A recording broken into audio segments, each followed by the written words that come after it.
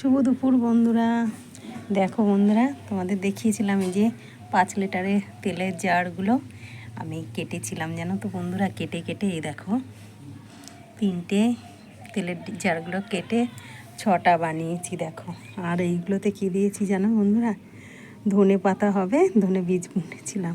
দেখো কত সুন্দর হয়েছে দেখছো। একটু করে মাটি দিয়েছি আর সব বালি দিয়েছি, দিয়ে সব লাগিয়েছি। সব কটাতেই কিন্তু খুব সুন্দর হয়েছে। একটুখানি জায়গার মধ্যেই কিন্তু আমরা নিজেরা ঘরের মধ্যেই চাষ করতে পারি।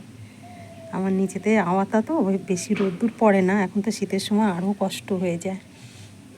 আর এইগুলোতে পলিথিন দিয়ে দিয়েছি, এই দেখো এগুলো তো ফাঁকা কেটেছিলাম, ঢাকনাগুলো সরিয়ে দিয়েছি, ওই জন্য পলিথিন সব কটাই কিন্তু ওই যখন ওই ঢাকনার ওইখানটা সব পলিথিন দেওয়া। আর সব কটাই কিন্তু দারুণ সুন্দর হয়েছে মানে শাকগুলো, জানো তো বন্ধুরা। এই দেখো তোমরা কিন্তু এরকম কোনো কিছু টপ দরকার নেই।